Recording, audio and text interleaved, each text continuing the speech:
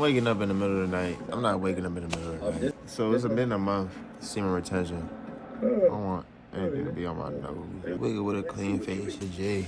Can't sleep, woke up in the middle of the night. Took a nap earlier after I went to the gym and shit. 12 o'clock is gonna be a whole month on semen retention and shit. And y'all already know I plan on keep going. I just wanted to talk about a few of the things that help me. Basically, processed sugar snacks every single day like that. I've had them once a week type shit. This is the best I've ever done. And yo, these baked goods, when I tell you the amount change that I see from not eating cookies every day and shit like that, side effects is really there. That shit really be showing up.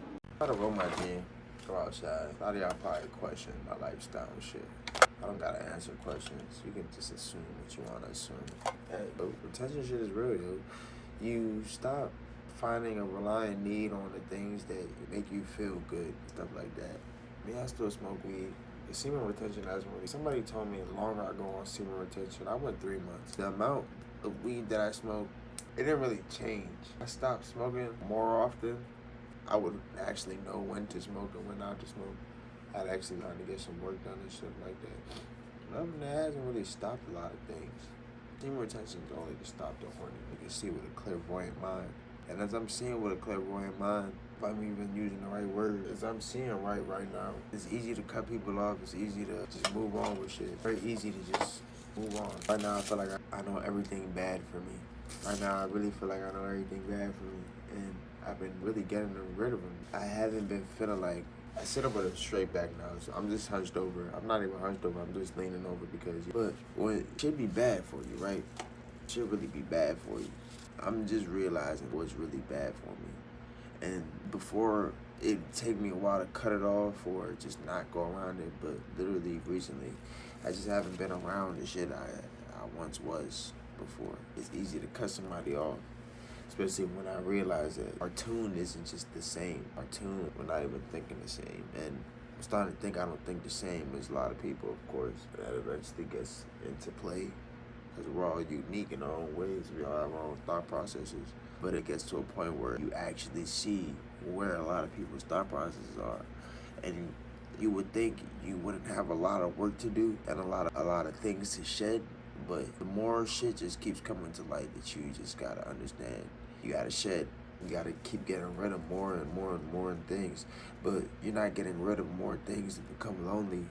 You'll never be lonely at the end of the day with the factor because you have to, once you shed something, you actually have to put light on the next thing that comes into your life more. That's more positive. The more I shed away bad friends, or the more I shut off toxic people or toxic things like alcoholics, people who just don't know right from wrong. They don't know what's wrong or what's right, even if it's differentiated, cut that part out. But people that just don't know their own common sense, like people that only look for the negative things in other people, who only see things negatively, like working off trauma, moving off trauma and stuff. I'm shedding a lot of that off. And the more I do that, the more I shed that off, the more I'm seeing to myself that I operate off trauma a lot. If I'm operating off trauma, of course I'm going to attract people operating off trauma. But once I stop operating off trauma, which I don't really tend to do a lot, I say I operate off trauma in some cases because I'm not fully there yet. So operating off trauma is just terrible. It's not the way to move at all.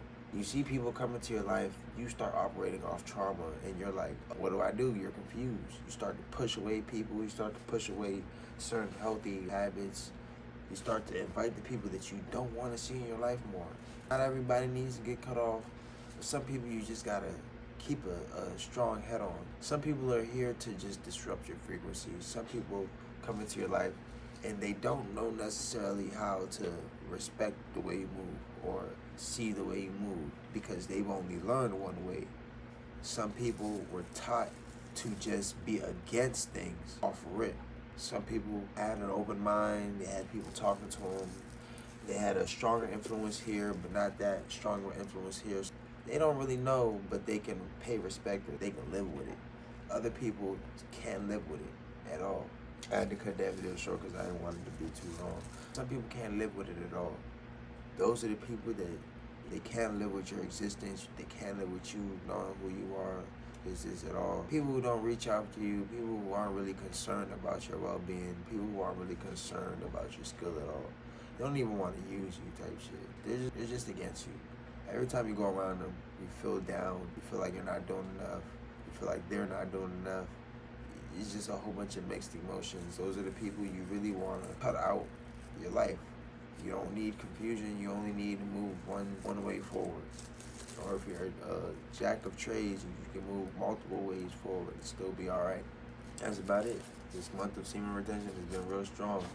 I've been cutting off sugar heavy, like included sugars mainly. It's only been natural sugars like fruit bowls and shit like that. I know I can't eat almond butter like that as much. Or if I do eat it, I can't eat it with granola or fruits. Because that shit make my fart stink. I don't mean to shed that light on y'all, but that shit make my fart stink. I'm writing down in my notebook a lot, studying, trying to get my algorithm right, trying to get my views up. But not necessarily like to the millions. I still want to push my content.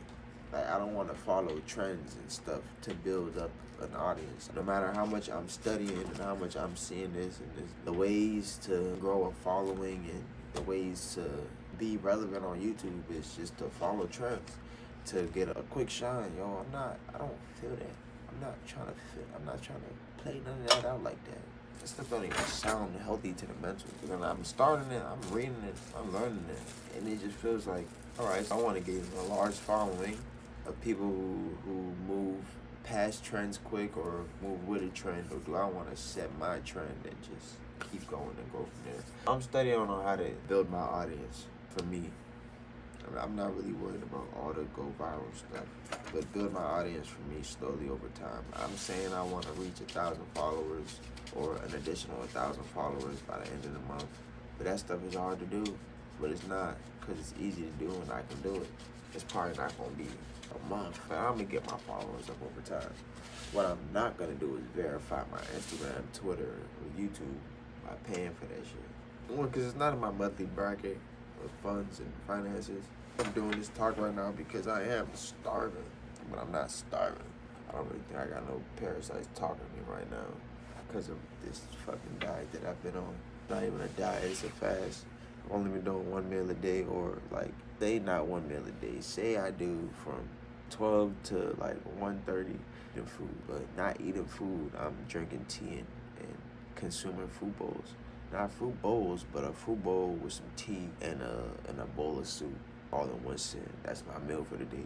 And then this is the voice of a dehydrated man, but it might not be, because I'm not really dehydrated, but I don't want to drink no damn water at the same time, because I want to fast.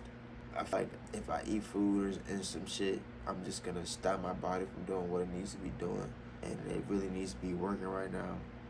It's got a lot of built up inflammation, built up like deads in our body that we just need to drop. It's getting in the way of the way we think. My hair hasn't been itching at all.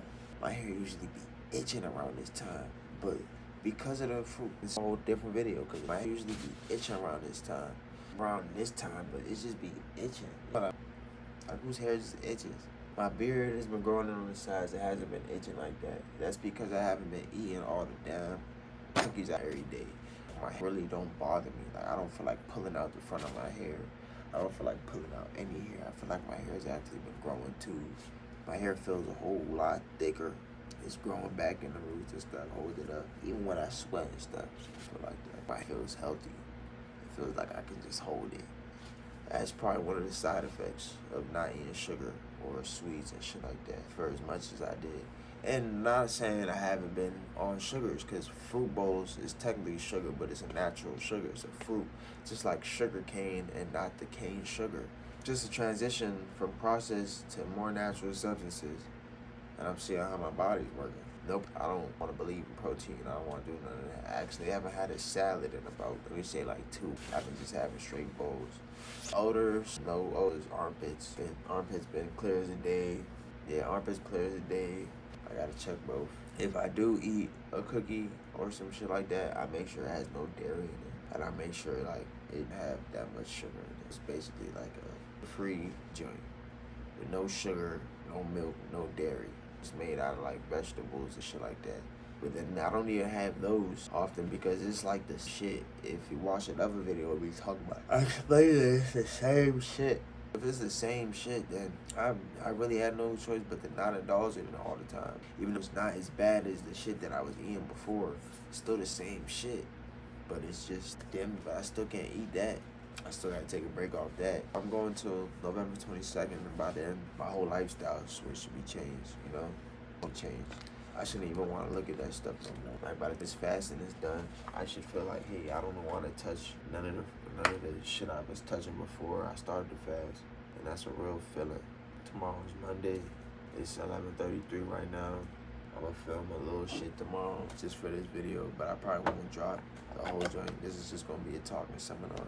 I said talking seminar. What am I doing? What am I talking about? And that's it for this one. Like, you want to distance yourself from people and they want to start acting like you like there's a cause or reason to start beefing. Like, you may not want to even say nothing to nobody because saying something to somebody is like, hey, inviting them to invite beef or invite some type of problem. Like, you should be able to cut somebody off, and that person should be able to just like, oh, this person doesn't want to be in my life no more. All right, move on, right? But no, you cut somebody off nowadays and they get to calling you names or they try to figure out why, and you don't really want to explain why because you feel like everybody should know themselves, or literally that's what it is.